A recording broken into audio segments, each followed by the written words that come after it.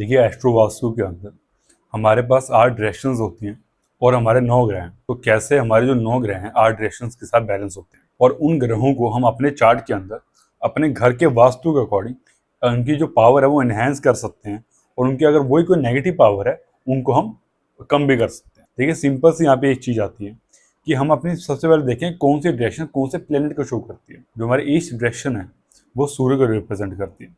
South east है जो वो वीनस को रिप्रेजेंट करती है। साउथ मार्स को, साउथ वेस्ट राहु को, वेस्ट डायरेक्शन जो है हमारी वो सैटर्न को रिप्रेजेंट करती है। नॉर्थ जो है मरकरी को करती है और नॉर्थ वेस्ट जो है वो मून को रिप्रेजेंट करती है।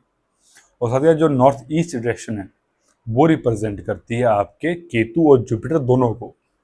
इसलिए जब भी हम मंदिर बनाने की घर में हम बात करते हैं हम नॉर्थ ईस्ट इसलिए ही लेते हैं कि वहाँ पे देवगुरु बृहस्पति जो आपके रिलीजन को, आपके धर्म को शो करता है, और केतु जो स्पिरिचुअलिटी को और ध्यान योग को रिप्रेजेंट करता है। जब भी हम ये बोलते हैं कि आपको अपने घर के अंदर बैठ के कहाँ पे ध्यान लगाना चाहिए, तब नॉर्थ ईस्ट डायरेक्शन को जो है हमेशा प्रायोरिटी पे रखा जाता है, नॉर्थ ईस्ट डायरेक्शन को, क्योंकि वहाँ पे जो पावर जो इनहेंस होती है वो केतु और बृहस्पति की होती है, जहाँ पे आपका माइंड भी शांत रहता है और आप एक स्पिरिचुअलिटी के एक अच्छे लेवल पे जाने के लिए वहाँ केतु की एनर्जी जो है हमेशा इनहेंस रहेगी आप। और साथ ही साथ कौन सी डायरेक्शन में क्या चीज़ नहीं होनी चाहिए। ये साउथ वेस्ट के अंदर आपका कोई भी किचन स्टोरेज नहीं होना चाहिए, क्योंकि वो बना है आपका नॉर्थ वेस्ट के लिए। नॉर्थ वेस्ट को रिप्रेजेंट करता है मून, तो जितना भी आपका फूड स्टोरेज है वो आपका नॉर्थ वेस्ट में होना चाहिए। जबकि जो आपका किचन है उसके लिए जो सबसे बेस्ट डायरेक्शन मानी जाती है वो मानी जाती है साउथ ईस्ट की मानी जाती है, क्योंकि हम उसको बोलते हैं अग्निकोण, जहाँ पे अग्नि का जो तत्व है सबसे ज़्यादा इनहेंस वहीं रहता है। अगर आपने मान लीजिए गलती से साउथ ईस्ट के अंदर कोई वाटर एलिमेंट ऐड कर दिया, मान लीजिए वाटर टैंक जो है आपका वो साउथ ईस्ट के अंदर है, तो वहाँ पे जो है अग्नि तत्व की जो एनर्जी है वो बहुत लो हो जाती है।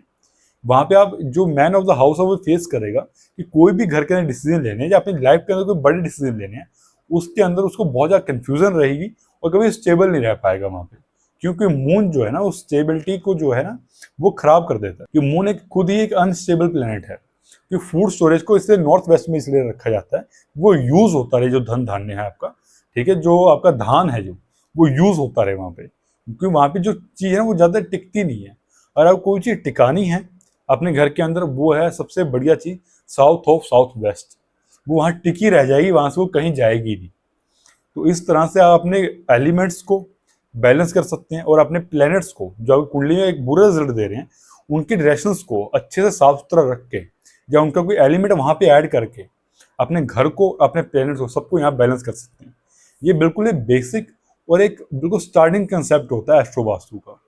जय श्री राम।